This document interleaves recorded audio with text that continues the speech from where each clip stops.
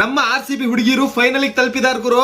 ಈ ಫೈನಲ್ಸ್ ವರೆಗೂ ಬರೋಕು ಮುಂಚೆ ಅವ್ರ ಜರ್ನಿ ಹೇಗಿತ್ತು, ಯಾವ ಮ್ಯಾಚ್ ಅಲ್ಲಿ ಯಾರು ಮ್ಯಾನ್ ಆಫ್ ದ ಮ್ಯಾಚ್ ಆದ್ರು ಅಂತ ನೋಡ್ಕೊಂಡ್ ಬರೋಣ ಬನ್ನಿ.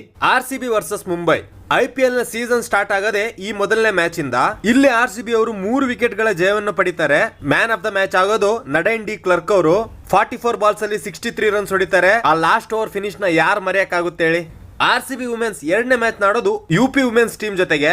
ಗ್ರೇಸ್ ಹ್ಯಾರಿಸ್ ಅವರು ಈ ಮ್ಯಾಚ್ ನ ಮ್ಯಾನ್ ಆಫ್ ದ ಮ್ಯಾಚ್ ಆಗ್ತಾರೆ. ಓಪನರ್ ಆಗಿ ಬಂದ ಇವರು 40 ಬಾಲ್ಸ್ ಗೆ 85 ರನ್ಸ್ ಹೊಡೆದು ವಾರ್ನ ಒನ್ ಸೈಡ್ ಮಾಡ್ಕೊಂಡು ಮ್ಯಾಚ್ ನ ಗೆಲ್ಸ್ಕೊಂಡು ಕರ್ಕೊಂಡು ಹೋಗ್ತಾರೆ. RCB ಮೂರನೇ ಮ್ಯಾಚ್ ಆಡೋದು ಗುಜರಾತ್ ಟೈಟನ್ಸ್ ಅವ್ರ ಜೊತೆಗೆ. ಇಲ್ಲಿ ರಾಧಾ ಯಾದವ್ ಅವರು ಮ್ಯಾನ್ ಆಫ್ ದ ಮ್ಯಾಚ್ ಆಗಿ ಕಾಣಿಸ್ಕೊಳ್ತಾರೆ. ಬ್ಯಾಟಿಂಗ್ ಅಲ್ಲಿ 47 ಬಾಲ್ಸ್ ಗೆ 66 ರನ್ ಹೊಡೆಯೋದಲ್ಲದೆ ಬಾಲಿಂಗ್ ಮಾಡಿನೂ 2 ಓವರ್ ಕೇವಲ 9 ರನ್ ಅನ್ನು ಕೊಡ್ತಾರೆ. ಹಾಗೆ ಇದೇ ಮ್ಯಾಚ್ ಅಲ್ಲೇನೆ ಶ್ರೇಯಾಂಕ ಪಾಟೀಲ್ ಅವರು ಕೂಡ 5 ವಿಕೆಟ್ ನ ಪಡ್ಕೊಳ್ಳೋದ್ರಲ್ಲಿ ಯಶಸ್ವಿ ಆಗ್ತಾರೆ. RCB ನಾಲ್ಕನೇ ಮ್ಯಾಚ್ ಆಡೋದು ಡೆಲ್ಲಿ ವುಮೆನ್ಸ್ ಜೊತೆಗೆ. ಇಲ್ಲಿ ಡೆಲ್ಲಿ ಕೊಟ್ಟಿರೋ ಟಾರ್ಗೆಟ್ ನ ವಿತ್ 8 ವಿಕೆಟ್ಸ್ ಲೆಫ್ಟ್ ನಮ್ಮ RCB ಅವರು ಚೇಸ್ ಮಾಡ್ತಾರೆ. ಸ್ಮೃತಿ ಮಂದನ್ ಅವರು 61 ಬಾಲ್ಸ್ ಅಲ್ಲಿ 96 ರನ್ ಹೊಡಿತಾರೆ ಗುರು. ಇನ್ನು ಕೇವಲ 4 ರನ್ ಹೊಡೆದಿದ್ರೆ ವುಮೆನ್ಸ್ ವಿಭಾಗದಲ್ಲಿ ಫಸ್ಟ್ ಸೆಂಚುರಿ ಹೊಡೆದವರು ಇವ್ರು ಆಗ್ತಾ ಇದ್ರು. ಸ್ಮೃತಿ ಮಂದನ್ ಅವರು ಮ್ಯಾನ್ ಆಫ್ ದ ಮ್ಯಾಚ್ ನ ಪಡ್ಕೊಂಡ್ರು. RCB ಅವರು 5ನೇ ಮ್ಯಾಚ್ ಆಡೋದು ಮತ್ತೊಮ್ಮೆ ಗುಜರಾತ್ ಟೈಟನ್ಸ್ ಅವ್ರ ಜೊತೆಗೆ. RCB ಈ ಮ್ಯಾಚ್ ನ 61 ರನ್ ಗಳಿಂದ ಗೆಲ್ತಾರೆ.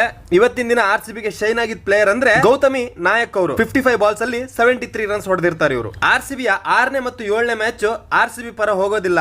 6ನೇ ಮ್ಯಾಚ್ ಅಲ್ಲಿ ಡೆಲ್ಲಿ ಅವ್ರ ಜೊತೆ ಸೋತ್ರೆ 7ನೇ ಮ್ಯಾಚ್ ಅಲ್ಲಿ ಮುಂಬೈ ಅವ್ರ ಜೊತೆ ಸೋಲ್ತಾರೆ. RCB ಅವರು 8ನೇ ಮ್ಯಾಚ್ ಆಡೋದು ಮತ್ತೊಮ್ಮೆ UP ಅವ್ರ ಜೊತೆಗೆ. ಈ ಮ್ಯಾಚ್ ಅಲ್ಲಿ ಮತ್ತೆ RCB ಅವರು ಫಾರ್ಮ್ ಗೆ ವಾಪಸ್ ಬರ್ತಾರೆ. 8 ವಿಕೆಟ್ ಅಲ್ಲಿ ಮ್ಯಾಚ್ ನ ಗೆಲ್ತಾರೆ. ಗ್ರೇಸ್ ಹ್ಯಾರಿಸ್ ಅವರು 75 ರನ್ಸ್ ಹೊಡೆದು ಮ್ಯಾನ್ ಆಫ್ ದ ಮ್ಯಾಚ್ ಆಗ್ತಾರೆ. ಪಾಯಿಂಟ್ಸ್ ಟೇಬಲ್ ಅಲ್ಲಿ ನಾವು ಟಾಪ್ ಹೋಗ್ಬಿಟ್ಟು ಡೈರೆಕ್ಟ್ ಫೈನಲ್ ಗೂ ಎಂಟರ್ ಆಗ್ಬಿಡ್ತೀವಿ.